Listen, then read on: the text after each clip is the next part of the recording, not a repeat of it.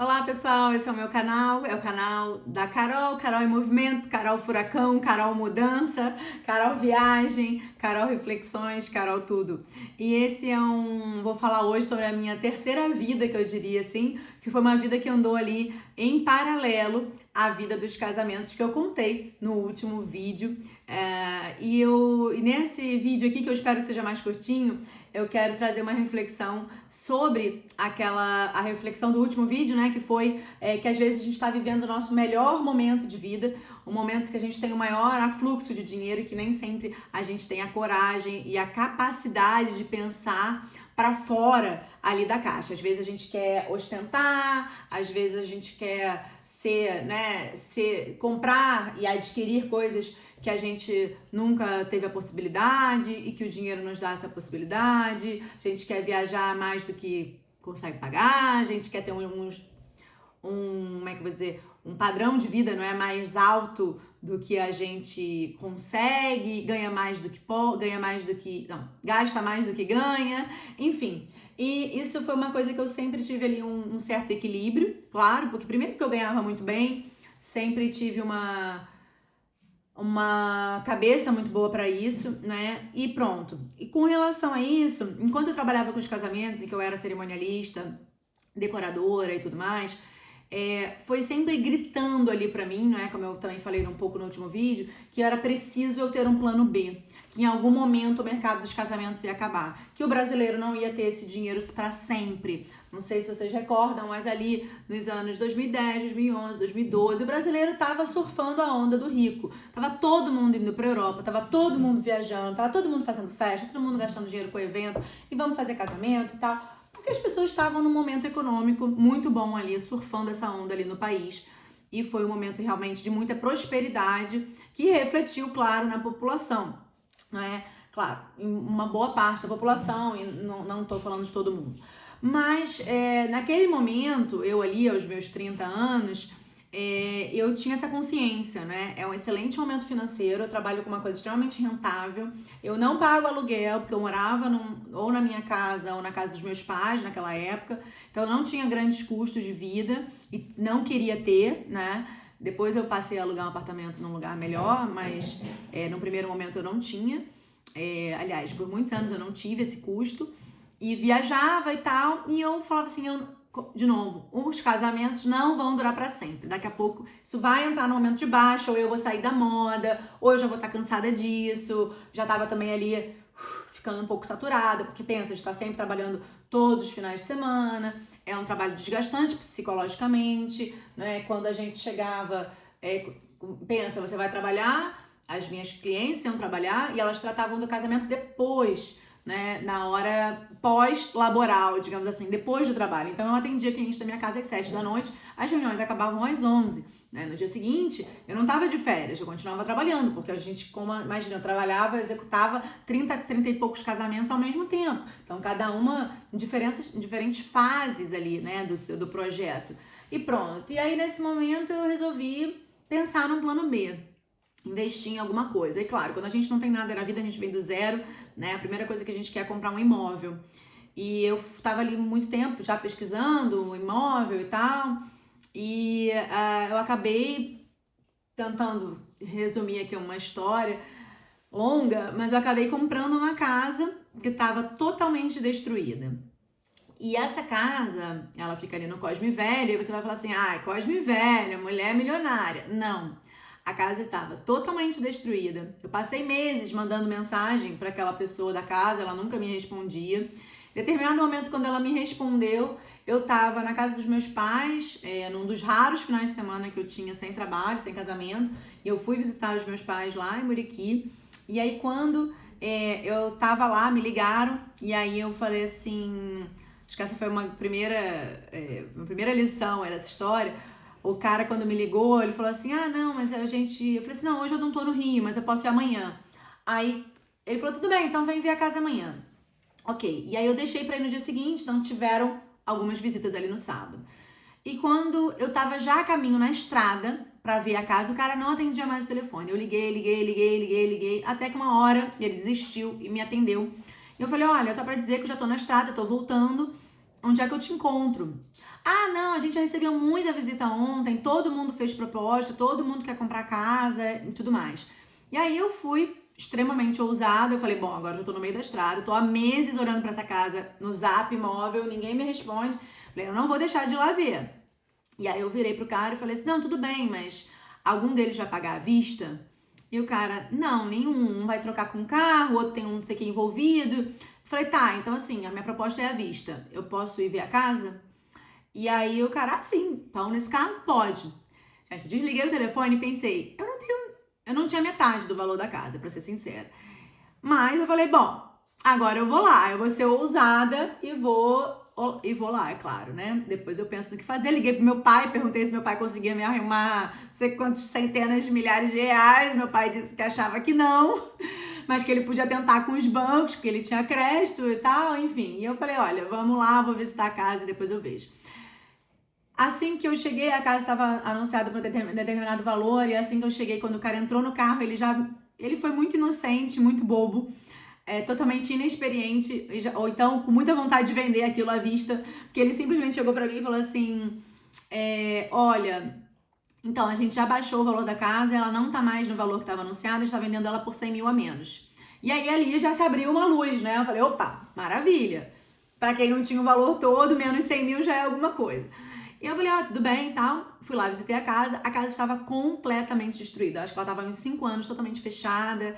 Enfim, e a casa não tem acesso de carro, ela tá ali no trilho pro Corcovado, para quem vai pegar, quem pega o trenzinho ali pro Cristo, né? A casa tá naquele caminho do trilho ali, do trem. E então não tem acesso de carro, a casa é totalmente destruída, mas eu nem pensei na hora como que eu faria uma obra ali sem acesso do carro.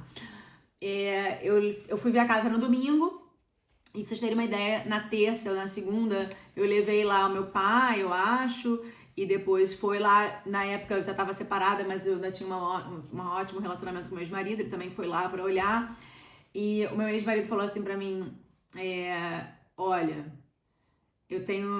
eu jamais compraria essa casa, eu acho que a maior furada é essa casa, mas eu sei que não vai adiantar nada eu falar, porque eu sei que você vai comprar da mesma forma. E o meu pai, que era especialista em obras, olhou pra mim e falou assim, minha filha, você tá louca, essa casa aqui é muita obra, isso é uma loucura, e eu acho que você tá maluca de comprar isso aqui.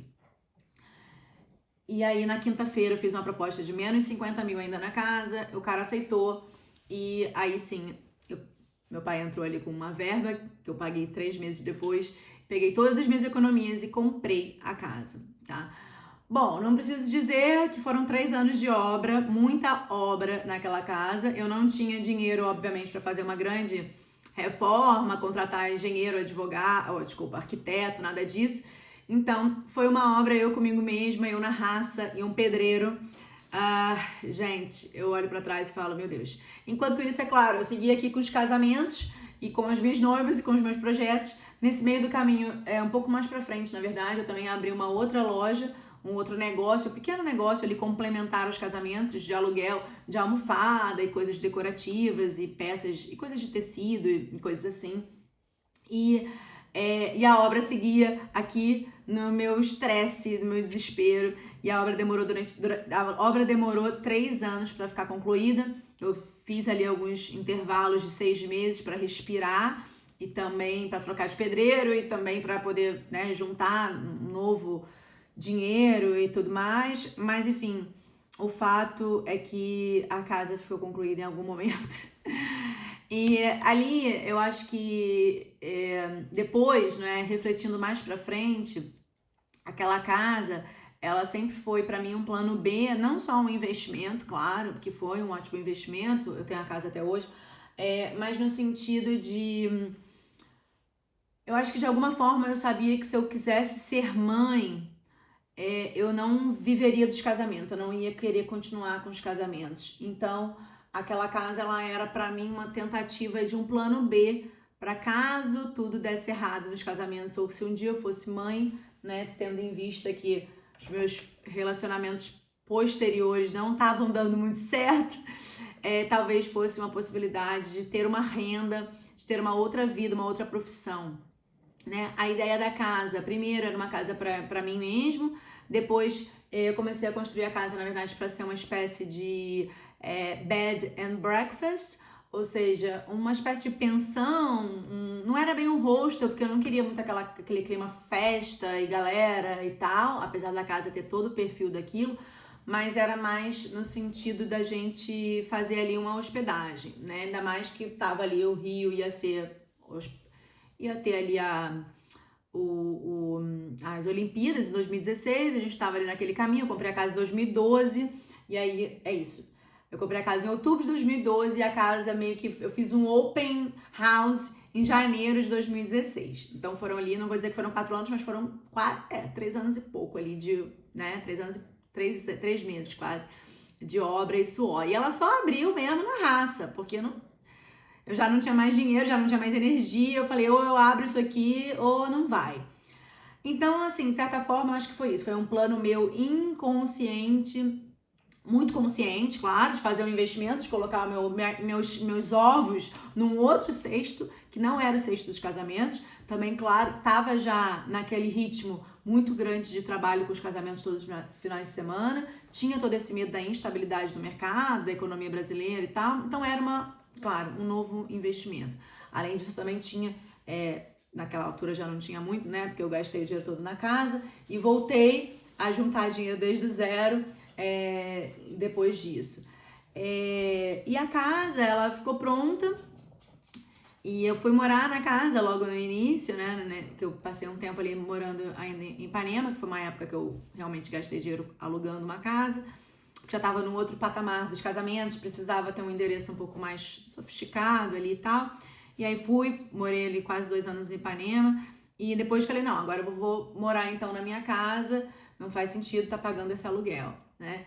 E aí pronto, fui morar lá na minha casa e logo depois, enfim, a parte dos relacionamentos eu vou poupar vocês, porque é extremamente desgastante e confuso, mas acabei conhecendo o pai da minha filha e tal, e a Valentina, descobri que estava grávida ali dentro daquela casa e pronto, a partir desse momento que eu descobri que estava grávida, tudo mudou e a vida fez um looping louco e já nem sei mais quem era aquela pessoa, né, do passado, enfim, e depois no momento ali que a Valen estava dentro de mim, tudo mudou e todos os pensamentos mudaram e nada mais fazia sentido e tal. Mas isso eu quero contar no próximo capítulo. O fato é esse, a casa sem dúvida foi um bom investimento, até porque é claro que a gente sempre, né, um imóvel é sempre um bom investimento e depois ela também me possibilitou morar aqui em Portugal, né, sem trabalhar durante um tempo, que também é um próximo capítulo mais pra frente. Então, assim, eu acho que, como eu falei nos vídeos anteriores, né, a gente tem, às vezes, que ter um pouco de ousadia, uma dose de loucura, talvez não tanto a loucura quanto essa casa, porque realmente foi uma loucura. Pensa que o material não chegava na porta da casa, então, digamos, eu comprava 5 mil reais de material de construção, eles deixavam no ponto onde o caminhão podia parar, e depois, para subir aquele material, eu lembro claramente que eu pagava pelo menos 2.500 a 2.800 só para o senhor subir no lombo, nas costas, com aquele material até a minha casa. Então, foi uma obra extremamente estressante, custosa e...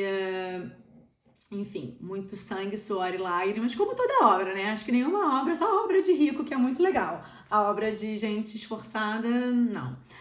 E, gente, é isso. Eu acho que a gente tem sempre que trabalhar com planos A e B. A gente tá sempre aqui, mas pensando ali, né? A gente tá...